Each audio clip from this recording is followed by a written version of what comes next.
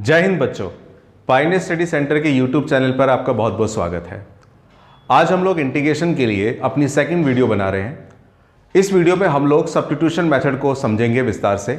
हालांकि इसकी जो फर्स्ट वीडियो हमने बनाई थी, जिसका लिंक आपको डिस्क्रिप्शन बॉक्स में नीचे दिया हुआ है, उसमें हम लोगों ने इंटीग्रेशन के फॉर्मूले बताए हैं, कॉन्सेप्ट्स बताए हैं, ट्रिक्स बताए हैं कि कैसे हम लोग क्वेश्चन को सॉल्व करते हैं। आज की वीडियो में मैं सब्स्टिट्यूशन मेथड बताऊंगा, साथ ही साथ मैं ये भी बताऊंगा कि कैसे हम आइडेंटिफाई करें कि कौन सा फंक्शन है, कौन सा डेरिवेटिव है। आप क्वेश्चन को देखिएगा, समझिएगा, और क्वेश्चंस अगर आपको चाहिए एक्स्ट्रा और पीडीएफ फॉर्म में, तो आप डिस्क्रिप्शन बॉक्स में जो हमारा फ़ोन नंबर है उस पर आप हमें व्हाट्सएप कीजिए, हम पीडीएफ फॉर्म में आपको क्वेश्चन प्रोवाइड करेंगे। आप देखिएगा। अब तक फॉर्मूले करने के बाद अब हम क्वेश्चन पर आते हैं।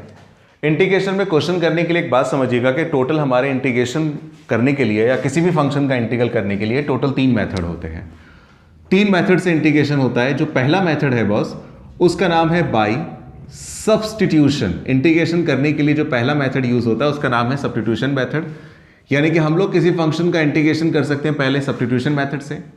दूसरा जो मेथड है उसका नाम है, याद रखिए, बाय पार्शियल फ्रैक्शन। ये भी सीखेंगे आगे चल के।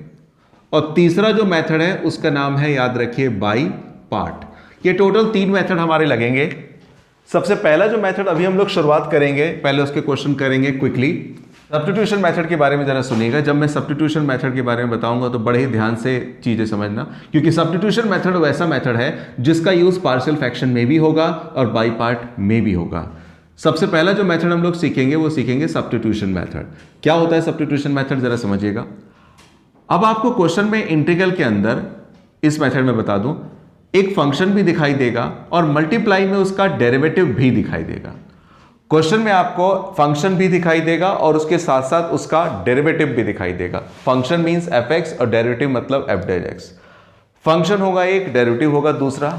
आपको क्या करना होगा, हमेशा याद रखिए, इसको लेट आई करने के बाद जो फंक्शन वाला पार्ट होगा उस फंक्शन वाले पार्ट को हमेशा पुट कर देना होगा, क्या, टी। फंक्शन वाले पार्ट को ही टी पुट करना होगा। लेकिन फंक्शन वाले पार्ट को टी पुट करेंगे कैसे, या हम लोग कैसे आइडेंटिफाई करेंगे कि 2 टर्म दे रखी है, उसमें से कौन सा फंक्शन है, कौन सा डेरिवेटिव है।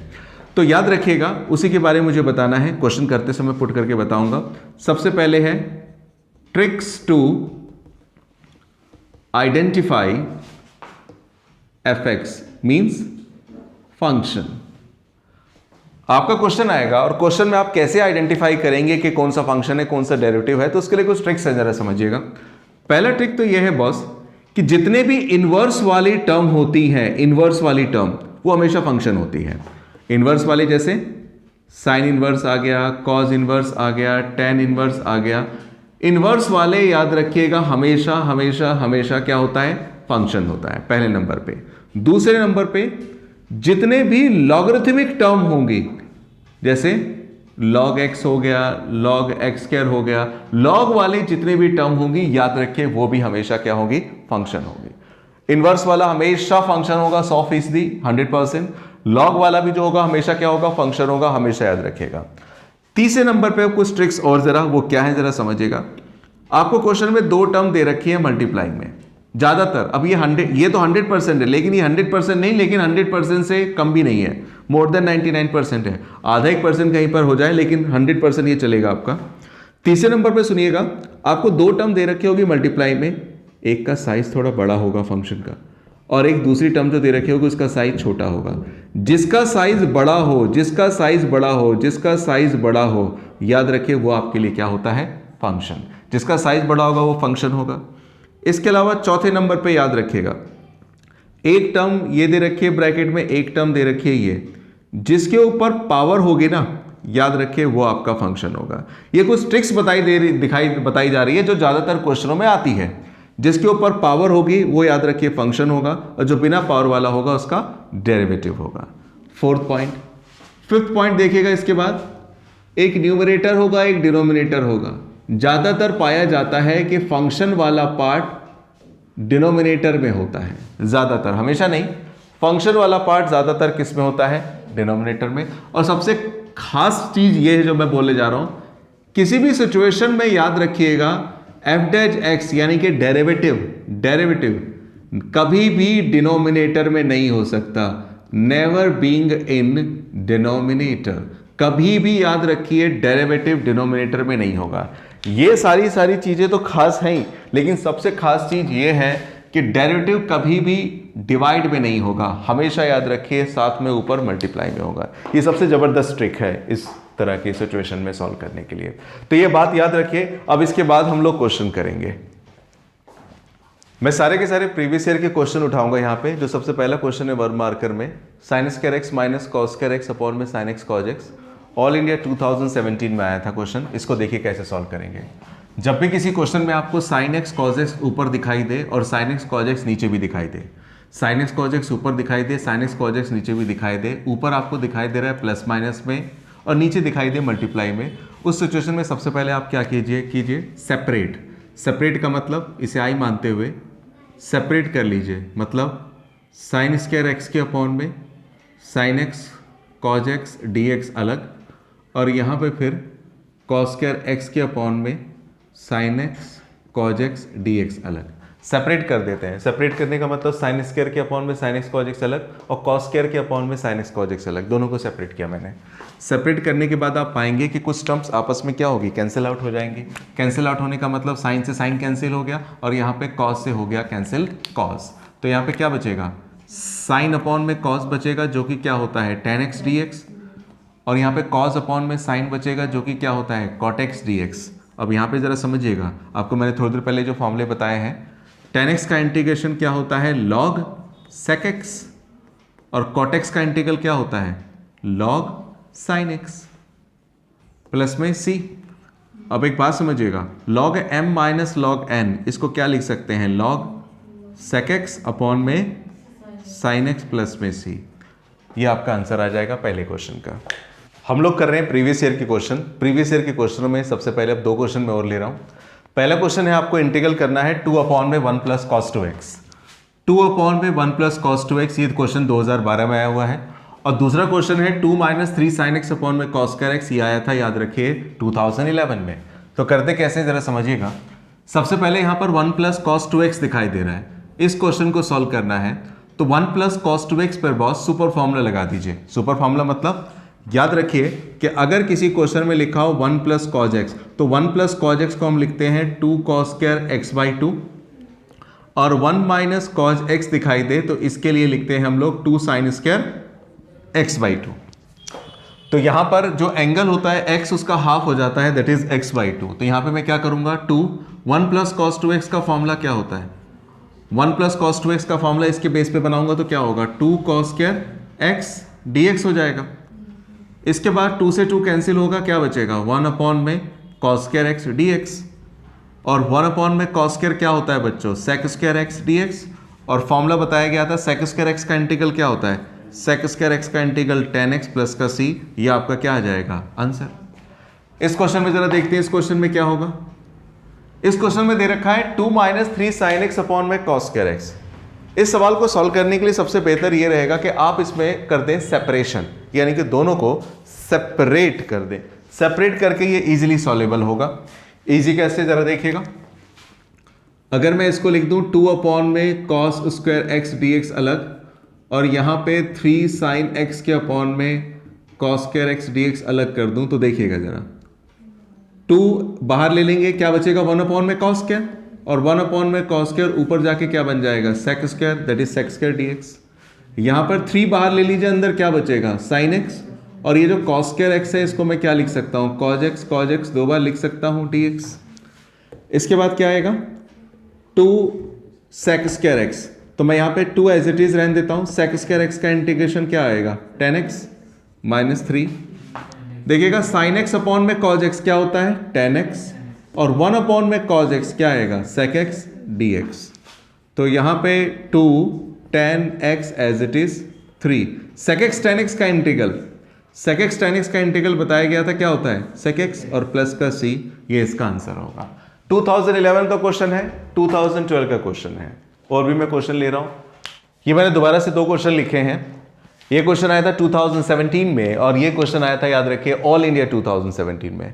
ये सवाल मैं आपके लिए दे रहा हूं, आप इसको करने के बाद वीडियो पॉज करके आप इसको करिएगा। मैं ये वाला कर रहा हूं, इसको जरा देखिएगा। बात ये बतानी है कि जब भी किसी क्वेश्चन में आपको क्वाड्रेटिक दिखाई दे, क्वाड्रेटिक टर्म दिखाई दे, यहां पे भी क्वाड्रेटिक दिखाई दे रहा है और यहां पे भी क्वाड्रेटिक दिखाई दे रहा है, जब भी किसी क्वेश्चन में आपको क्वाड्रेटिक टर्म दिखाई दे तो उस सिचुएशन में आप हमेशा इस पे लगाएंगे perfect square method. Perfect square method या यूं कह लीजिए कंप्लीटिंग द स्क्वायर मेथड। क्या होता है जरा सुनिएगा।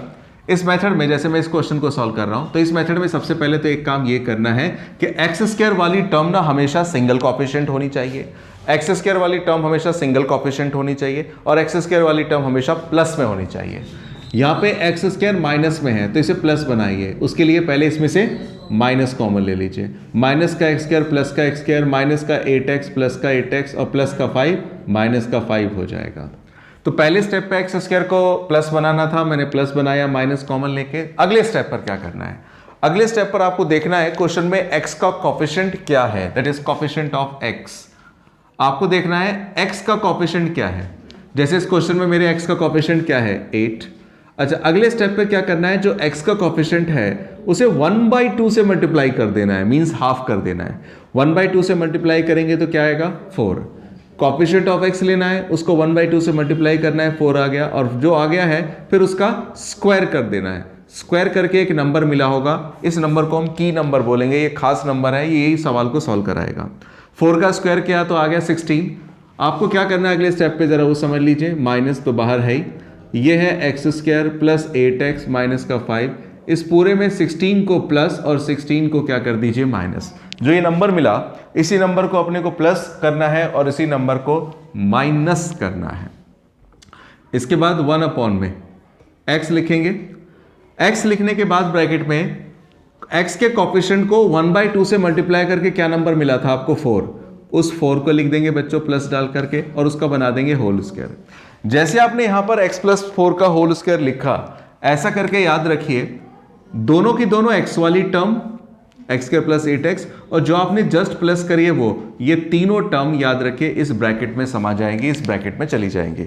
आप चेक भी कर सकते हैं। अगर मैं इसको ओपन करूं x + 4 का होल स्क्वायर तो क्या होता है a² यानी कि x² प्लस b² यानी कि 4 का स्क्वायर 16, फिर 2ab करूंगा तो 2 4 जा 8x। ये सारी चीजें चली गई, फिर भी क्या बच जाएगा माइनस का 5 और माइनस का 16 माइनस का 21 और ये है dx। अब एक बात समझिएगा, 1 में x + 4 का होल स्क्वायर, 21 को मैं लिख सकता हूं √21 का होल स्क्वायर। हमें दोनों टर्म यहां पर स्क्वायर में बनानी होती है। अब यहां पर मैं एक फॉर्मूला लगाऊंगा, कौन सा, सुपर 6 का, जो भी मैंने बताया है पीछे। आपको याद हो फॉर्मूला क्या होता था, a² - x² का अगर मैं फॉर्मूला पूछूं तो a² - x² का फॉर्मूला होता था बच्चों 1 में 2a log a + x a - x। और यहां पे 1 में x² - a² दिखाई दे तो इसका फॉर्मूला क्या होता था 1 में 2a log x - a x + a plus का c। यहां पे कौन सा फॉर्मूला लगेगा उससे पहले एक बात समझिएगा, अगर आपको बाहर माइनस किसी भी फंक्शन में दिखाई दे रहा है जिसका इंटीग्रल करना है तो इंटीग्रल करने से पॉसिबल हो तो उस माइनस को अंदर ले जाया कीजिए। मेरा मतलब 1 में माइनस से अंदर मल्टीप्लाई कर दीजिए, क्या होगा √21 का होल स्क्वायर और माइनस में x + 4 का भी होल स्क्वायर, इसका स्क्वायर और x + 4 का होल स्क्वायर। ठीक कह रहा हूं मैं। इसके बाद देखिएगा अब इस पे फॉर्मूला कौन सा लगेगा हमारा 1 में a² - x² का, जो कहता है क्या 1 में 2a, a मीन्स a मेरा क्या है √21, 1 में √21 और साथ में क्या आ जाएगा log a + x a - x। तो यहां पे मैं लिखूंगा log a + x, a का मतलब √21 प्लस में x की जगह पर क्या है x + 4 और a - x, a हमारा √21 है और माइनस x + 4 ही है, प्लस का c। कुल मिला के मैं क्या लिख दूंगा 1 में 2√21 log, ये आ जाएगा √21 x + 4 और यहाँ पे आ जाएगा √21 - x - 4 प्लस का c। ये आपका आंसर हो जाएगा। मैंने आपको सब्स्टिट्यूशन मेथड बताया था और सब्स्टिट्यूशन मेथड में 6 से 7 आपको ट्रिक्स बताई थी कि आप कैसे आइडेंटिफाई करेंगे कि एक इंटीग्रेशन के अंदर कौन सा फंक्शन है और कौन सा उसका डेरिवेटिव है। मैंने उसमें ट्रिक्स बताई थी। पहली ट्रिक ये बताई थी कि किसी भी फंक्शन में, किसी भी इंटीग्रल में इन्वर्स वाला पार्ट हमेशा फंक्शन होता है f(x). इंटीग्रल के अंदर इन्वर्स वाला पार्ट फंक्शन होता है, लॉग वाला फंक्शन होता है। इस क्वेश्चन पर आते हैं। ये मैंने दो क्वेश्चन लिए हैं। ये क्वेश्चन आया था ऑल इंडिया 2011 में और एक दूसरा क्वेश्चन इसके बाद करूंगा वो 2011 में भी आया था और 2003 में भी आया था। दोनों ही क्वेश्चन अच्छे हैं। पहले इस क्वेश्चन पर आते हैं। पहला क्वेश्चन है आपका कि e⁻tan 1x अपॉन में 1 + x² है। यहां पे क्या फंक्शन है, क्या डेरिवेटिव है, ये हमें आइडेंटिफाइड करना है। तो इसके लिए एक बात समझिए, e की पावर में क्या दिखाई दे रहा है आपको, tan 1x। आपको मैंने फर्स्ट वीडियो में ही बता दिया था कि इनवर्स वाला टर्म, इनवर्स वाला पार्ट हमेशा क्या होगा, फंक्शन होगा। और दूसरी बात, आपने डिफरेंशिएशन का चैप्टर भी कर रखा है तो आपको ऐसे ही याद होगा कि tan 1x का डेरिवेटिव क्या होता है, 1 अपॉन में 1 + x² होता है। तो अगर आपको फॉर्मूले ज़हन में याद रहते हैं, दिमाग में याद रहते हैं, तो क्वेश्चन अपने आप बोलता है कि मैं फंक्शन हूं और मैं डेरिवेटिव हूं। तो इस सवाल को सॉल्व करने के लिए सबसे पहले क्या है, यहां पे हम लिखते हैं एक काम कि e की पावर tan 1x और इनटू में 1 अपॉन में 1 + x² dx। मतलब मैंने क्या करा, इसे थोड़ा सा सेपरेट कर लिया, e की पावर tan 1x को यहां रहने दिया और 1 अपॉन में 1 + x² को थोड़ा सा साइड में लिख दिया। अब आप समझिए कि tan 1x का डेरिवेटिव 1 अपॉन में 1 + x² है, इसलिए मैं क्या करूंगा, इस क्वेश्चन को सॉल्व करने के लिए जो मेरा tan 1x दिखाई दे रहा है, इस tan 1x को मैं पुट कर दूंगा क्या, t। tan 1x को मैं पुट करूंगा t। पुट किया है तो डेरिवेटिव तो करेंगे ही बाय डिफॉल्ट। तो यहां पे लिखूंगा differentiate with respect to x। यहां पे dy dx किसका निकालेंगे, tan 1x का, और यहां पे बॉस dy dx हम निकालेंगे t का। tan 1x का डेरिवेटिव होता है बच्चों 1 अपॉन में 1 + x² और t का डेरिवेटिव होगा dt/dx। तो इसका मतलब इसे मैं 1 + x² dx इधर ले आता हूं और इधर क्या रह जाएगा बेचारा, केवल dt। तो क्वेश्चन को पकड़ते हैं। क्वेश्चन क्या था, e⁻, ये tan 1x था।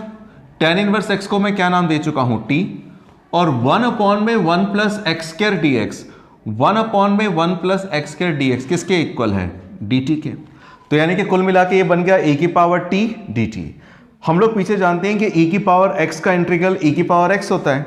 तो जिस तरह से e की पावर x का इंटीग्रल e की पावर x होता है, उसी तरह से e की पावर t का इंटीग्रल e की पावर t प्लस में c हो जाएगा। और ज़्यादा से ज़्यादा e की पावर t के बदले वापस t की वैल्यू रिप्लेस कीजिए।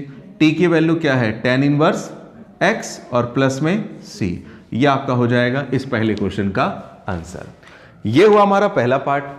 अब जरा पहुंचते हैं दूसरे वाले पार्ट पे। दूसरे वाले पार्ट में अगर आप गौर करें तो दूसरे वाले पार्ट में ऊपर लिखा है e की पावर 2x माइनस e की पावर -2x और e की पावर 2x प्लस में e की पावर -2x। थोड़ा सा क्वेश्चन को एनालाइज कीजिए, आप पाएंगे कि जो चीज न्यूमरेटर में लिखी हुई है वही चीज तो डिनोमिनेटर में भी लिखी है। न्यूमरेटर और डिनोमिनेटर दोनों सेम है, फर्क है केवल किसका, कि ऊपर माइनस है, नीचे क्या है, प्लस है। तो क्या करेंगे जरा समझिएगा। आप जानते हैं, अभी मैंने बताया ex हमारा एक ऐसा फंक्शन होता है, ex एक ऐसा फंक्शन होता है, अगर आप इसका डेरिवेटिव करें तो भी ex आएगा और ex का अगर आप इंटीग्रेशन करें तो भी क्या आएगा, ex का डेरिवेटिव भी ex होता है, ex का इंटीग्रल भी ex ही होता है। अब यहां पे क्या करें वो समझते हैं। क्वेश्चन आपको क्या दिखाई दे रहा है, क्वेश्चन लिखा है बच्चों इंटीग्रल के अंदर e⁻2x माइनस e की पावर 2x, e की पावर 2x, e की पावर -2x।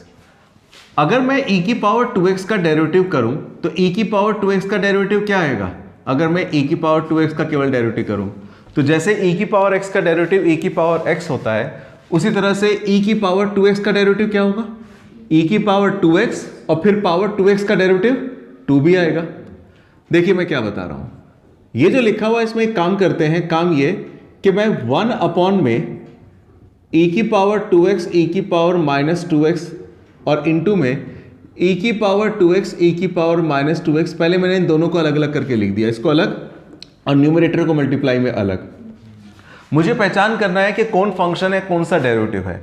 तो फंक्शन की पहचान करने के लिए मैंने क्या बता रखा है, इनवर्स वाला फंक्शन होता है। इनवर्स का मतलब किसी नंबर की पावर माइनस हो गई तो ये इनवर्स नहीं कहलाएगा, याद रखिए, ये एक्सपोनेंशियल फंक्शन ही कहलाएगा। इनवर्स का मतलब हमेशा होता है ट्रिग्नोमेट्रिक टर्म से, sine inverse, cos inverse, tan inverse, cot inverse, sec inverse, cosec inverse. मैंने आपको बता रखा है क्या, अगर आप फर्स्ट वीडियो में जाएं, कि इनवर्स वाला हमेशा याद रखिए फंक्शन होता है, लॉग वाला फंक्शन होता है। सबसे खास बात उसमें मैंने लास्ट की एक ट्रिक बताई थी, उस ट्रिक में मैंने बताया था कि बॉस डेरिवेटिव वाला पार्ट कभी भी डिनोमिनेटर में नहीं होगा। जैसे एक फंक्शन होता है ना, फ्रैक्शन होता है न्यूमरेटर अपॉन डिनोमिनेटर। तो मैंने बताया था कि डेरिवेटिव वाला पार्ट, डिफरेंशिएशन वाला पार्ट कभी भी डिनोमिनेटर में नहीं होगा। अब यहां पे दो चीजें लिखी हैं, e की पावर 2x माइनस e की पावर माइनस 2x, नीचे e की पावर 2x प्लस में e की पावर माइनस 2x। अब मैं किसे फंक्शन बोलूं और किसे डेरिवेटिव बोलूं? तो ये ऊपर है और ये नीचे है, तो याद रखिए दो चीजें होती हैं, एक होता है फंक्शन और एक होता है डेरिवेटिव। नीचे वाला कभी भी डेरिवेटिव नहीं हो सकता, नीचे वाला डेरिवेटिव नहीं हो सकता, तो इसका मतलब ये कौन होगा? फंक्शन होगा। तो हम लोग यहां पे क्या करते हैं, सबसे पहले इस फंक्शन को ही पुट करते हैं, e की पावर 2x, e की पावर माइनस 2x, इस पूरे को मैं पुट कर लेता हूं क्या? t। अच्छा, पुट करने के बाद लिखूंगा differentiate with respect to x। यहां पे dy dx हम निकालेंगे e की पावर 2x प्लस में e की पावर माइनस 2x का, और यहां पे dy dx निकालेंगे हम लोग t का। e की पावर 2x का डेरिवेटिव क्या होगा? e की पावर 2x का डेरिवेटिव e की पावर 2x, फिर पावर 2x का डेरिवेटिव 2। अच्छा, यहां पे e की पावर माइनस 2x का डेरिवेटिव करेंगे तो e की पावर माइनस 2x, फिर माइनस 2x का माइनस 2 आ जाएगा। और यहां पे डेरिवेटिव करूंगा, t का डेरिवेटिव क्या आएगा बच्चों? dt upon dx। तो dx को मैं सीधा इधर ही ले आता हूं। आगे से जब मैं डेरिवेटिव करूंगा तो x वाले के साथ dx और t वाले के साथ डायरेक्ट क्या लिख दिया करूंगा? dt। अब इसमें से अगर मैं 2 कॉमन ले लूं तो क्या बच जाएगा? e की पावर 2x, e की power minus 2x dx dt। तो कुल मिला के e की पावर 2x, e की पावर माइनस 2x dx क्या आ जाएगा बॉस? dt by 2। तो एक बात समझिएगा, क्वेश्चन क्या था? 1 अपॉन में e की पावर 2x प्लस e की पावर माइनस 2x, इस पूरे को क्या नाम दे रखा है हमने? t। इस पूरे को हमने t नाम दिया था ना। और यहां पे e की पावर 2x माइनस e की पावर माइनस 2x, इसको क्या नाम दे चुके हैं? क्योंकि ये पूरा का पूरा किसके इक्वल आ रहा है? dt बाई 2 के। और बस लास्टली कांस्टेंट 1/2 को मैं बाहर ले लेता हूं, और ये क्या आएगा? 1/t dt। 1/t का इंटीग्रल क्या होगा? log t प्लस में c। 1/2 as it is log t की वैल्यू क्या है? t की वैल्यू हमने जो t माना था, किसे माना था? इसे। तो यहां पे लिख दूंगा e की पावर 2x प्लस e की पावर माइनस 2x, और प्लस का क्या आ जाएगा? c। ये आपका क्या आ जाएगा? आंसर। लास्ट 2 क्वेश्चंस करने के बाद अब जरा फर्दर आगे बढ़ते हैं। ये 2 क्वेश्चन मैंने लिए हैं। पहला क्वेश्चन ये 2014 कंपार्टमेंट में आया था, इसके बारे में बताना है क्योंकि इस तरह से चीजें और भी पूछी जाती हैं। और एक क्वेश्चन ये है जो 2009 कंपार्टमेंट में आया था। दोनों ही क्वेश्चन कंपार्टमेंट वाले हैं। देखिए जरा कैसे करते हैं, जरा समझिएगा। पहला क्वेश्चन ये है, इसके बारे में जरा ट्रिक बताऊं। देखिए क्वेश्चन हमें दे रखा है dx upon sine square x cos square x. इसको मैं एक तरह से क्या लिख सकता हूं? Sine square x cos square x और dx, मतलब dx को मैंने अलग कर दिया, नीचे साइन स्क्वायर कॉस स्क्वायर कर दिया। देखिए जब भी किसी क्वेश्चन में, इस तरह से 2-3 टाइप के क्वेश्चन है, जब भी किसी क्वेश्चन के डिनोमिनेटर में आपको साइन और कॉस मल्टीप्लाई में दिखाई दे, चाहे वो साइन कॉस हो, स्क्वायर में हो, क्यूब में हो, और ऊपर आपको कुछ ना दिखाई दे, केवल एक कांस्टेंट नंबर दिखाई दे रहा है, क्या? 1। तो इस सिचुएशन में आप हमेशा एक काम करेंगे, क्या? जरा सुनिएगा। ये बात मैं तब की बता रहा हूं जब डिनोमिनेटर में साइन और कॉस मल्टीप्लाई में है, चाहे वो पावर में हो चाहे विदाउट पावर में है, मल्टीप्लाई में है, और ऊपर कोई कांस्टेंट दे रखा है। अगर 5 दे रखा होता तो मैं 5 बाहर लेकर के 1 कर देता। यहां पे तो बाय डिफॉल्ट 1 ही दे रखा है। तो आपको क्या करना है, जरा सुनिएगा। Sine square x cos square x dx, इस 1 के बदले वो आइडेंटिटी लगाएंगे जो 10th क्लास में आपने सीखी थी। 1 के बदले हम लोग क्या लिख सकते हैं? 1 के बदले लिख सकते हैं साइन स्क्वायर एक्स प्लस में कॉस स्क्वायर एक्स। जब भी ये सिचुएशन आए, साइन और कॉस डिनोमिनेटर में आए, तो 1 को आप इस तरह से रिप्लेस कीजिए। केवल रिप्लेस ही नहीं करना, रिप्लेस करने के बाद इसे सेपरेट कर देना है। बहुत इजीली सॉल्व हो जाएगा ये क्वेश्चन। यानी कि साइन स्क्वायर एक्स के अपॉन में sine square x cos square x अलग, और यहां पे कॉस स्क्वायर एक्स के अपॉन में sine square x cos square x अलग। अब यहां पे जरा सुनिएगा, यहां पे कुल मिला के होगा क्या, जरा समझते हैं। बहुत साइन स्क्वायर से साइन स्क्वायर कैंसिल हो जाएगा, कॉस स्क्वायर से कॉस स्क्वायर कैंसिल हो जाएगा। बस इन क्वेश्चन को अभी तो मैं समझा रहा हूं, लेकिन आप इसको सॉल्व करने में स्पीड बढ़ाइए। 1 अपॉन में कॉस स्क्वायर बचेगा। 1 अपॉन में कॉस स्क्वायर क्या होता है? सेक स्क्वायर एक्स dx, और कॉस स्क्वायर से कॉस स्क्वायर कैंसिल हो गया। 1 अपॉन में साइन स्क्वायर बच गया। साइन स्क्वायर एक्स क्या होता है? Cosec square x dx। Sec square x का इंटीग्रल होता है प्यारे 10x, और कॉसेक स्क्वायर एक्स का इंटीग्रल क्या होता है? माइनस का कॉट एक्स और प्लस का c। ये आ गया क्वेश्चन, इस आंसर आ गया इस क्वेश्चन का। आगे देखते हैं, सेकंड क्वेश्चन पे जाइए, क्या है लिखा जरा देखिए। क्वेश्चन लिखा है log sin x अपॉन में tan x dx। हर क्वेश्चन को करने के लिए मैं काम हमेशा करता हूं, आप भी करा करें, आसान रहता है कि पहले तो इनको अलग अलग सेपरेट करके लिख दीजिए। अलग अलग सेपरेट करके लिखने का मतलब, जैसे मैंने लिख दिया यहां पे log sin x और इनटू में लिख दिया क्या भला 1 अपॉन में tan x dx।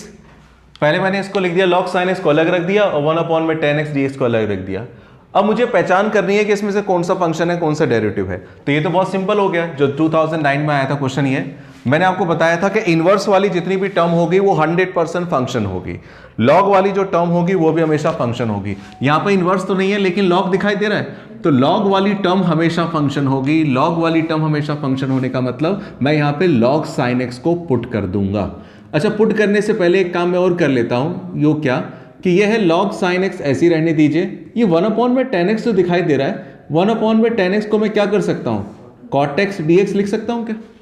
लिख दिया, छोटा छोटा कर दिया, थोड़ा आसान लगेगा देखने में। अब यहां पे जो मैंने बात अभी बताई, log sin x को पुट कर दीजिए क्या t, और लिखते हैं इसके बाद differentiate with respect to x। log sin x का डेरिवेटिव क्या होगा 1 अपॉन में sin x, और फिर sin x का डेरिवेटिव cos x dx, और इक्वल टू में क्या आ जाएगा dt। दोबारा बताऊं, जैसे log x का डेरिवेटिव हुआ करता था 1 अपॉन में x, तो log sin x का डेरिवेटिव 1 अपॉन में sin x, फिर एंगल sin x का डेरिवेटिव क्या होगा cos x, और t का डेरिवेटिव होता है dt बाई dx, तो dx को मैं इधर ले आया डायरेक्टली, है ना। अब cos x को 1 से मल्टीप्लाई करूंगा, क्या आएगा cos x by sin x क्या आएगा cot x dx, और ये आ गया dt। तो अब जरा क्वेश्चन को पकड़ते हैं बच्चों। log sin x इस पूरे को क्या मान रखा आपने t, और यहां पर log sin x को आपने मान रखा है t cot x dx। cot x dx किसके इक्वल है dt के। अच्छा, t की पावर यहां पे कुछ नहीं तो क्या है 1। जैसे x की पावर n का इंटीग्रल होता था x की पावर n प्लस 1 अपॉन में n प्लस 1, ठीक उसी तरह से t की पावर 1 का इंटीग्रल t की पावर 1 प्लस 1 दैट इज 2, यानी कि t स्क्वायर बाई 2 प्लस का c। और t की वैल्यू क्या है प्यारे, t की वैल्यू है log sin x, और इस पूरे का क्या होगा होल स्क्वायर अपॉन में 2 प्लस का c। ये आपका आंसर होगा इस क्वेश्चन का। आगे देखिएगा, 3 क्वेश्चन मैंने और लिए हैं थोड़े से डिफरेंट। ये क्वेश्चन ऑल इंडिया 2011 में आया है, ये ऑल इंडिया 2011 कंपार्टमेंट में आया है, और ये 2009 में आया है। देखिए जरा कैसे करते हैं क्वेश्चन को। पहला क्वेश्चन लेते हैं। पहला क्वेश्चन है log x स्क्वायर अपॉन में x। इस क्वेश्चन को कैसे सॉल्व करें। देखिए एक बात समझिए, मैं बार बार एक ही चीज बोल रहा हूं कि हमें हर क्वेश्चन में पहचानना है कि फंक्शन क्या है। इनवर्स वाला फंक्शन है, लॉग वाला फंक्शन है। यहां पे तो क्लियर कट दिखाई दे रहा है कि log x स्क्वायर दिखाई दे रहा है, तो क्योंकि ये लॉग में है तो ये फंक्शन होगा ही। लेकिन क्वेश्चन को थोड़ा सा और आसान बनाते हैं। आपको याद होगा लॉग के कुछ फॉर्मूले में बता दूं कि log m इंटू एन अगर कहीं दिखाई देता है तो log m इंटू एन क्या होता है बच्चों, log m प्लस में log n। इसके बाद अगर कहीं पे log m अपॉन में n दिखाई देता है तो इसका फॉर्मूला क्या होता है log m माइनस का log n, और log m की पावर n क्या होता है n log m। यानी कि कहीं पर ये लिखा हो तो आप ये लिख सकते हैं, इसका रिवर्स भी याद रखिए, कहीं पे ये लिखा हो तो जरूरत पड़ने पर वापस ये भी लिख सकते हैं हम लोग। ये हो तो ये हो तो ये हो तो ये, और ये हो तो वापस ये। मैं यहां पे क्या कर रहा हूं जरा सुनना बच्चों। यहां पे क्वेश्चन में क्या दिखाई दे रहा है, log x स्क्वायर दिखाई दे रहा है, यानी कि ये हो गया मेरा m और इसकी पावर है n, log m की पावर n, log m की पावर n। log m की पावर n क्या होता है, n log m होता है। तो यहां पे मैं क्या करूंगा जरा समझिएगा, थोड़ा सा पहले इसे ठीक कर देते हैं, इसकी शक्ल ठीक कर देते हैं। log m की पावर n क्या होता है, n log m। तो मैं यहां पर 2 log x लिख देता हूं और अपॉन में क्या लिख देता हूं x dx। मैंने इसी को तो बस मॉडिफाइड किया है, 2 log x अपॉन में x dx। कांस्टेंट 2 है उसको बाहर ले लीजिए, कांस्टेंट से कोई रिश्ता नहीं।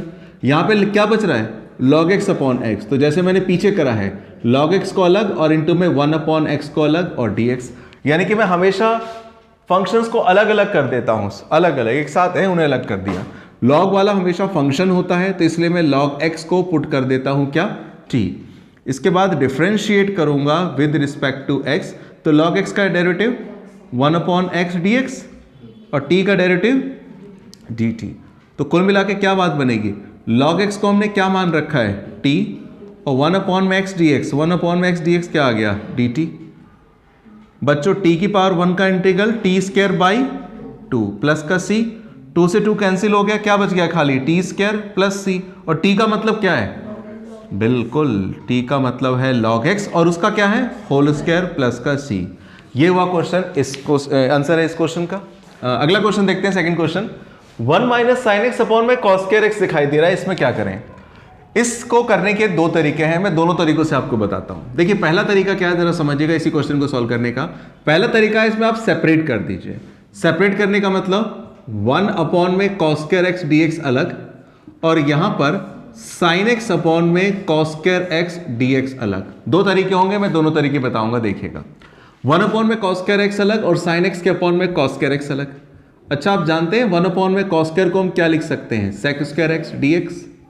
और यहां पे बच्चों ये कॉस स्क्वायर एक्स है, कॉस स्क्वायर एक्स का मतलब होता है cos x into cos x. चलिए लिख भी देता हूं, ये साइन एक्स है, कॉस स्क्वायर एक्स को मैं लिख सकता हूं cos x into cos x 2 बार।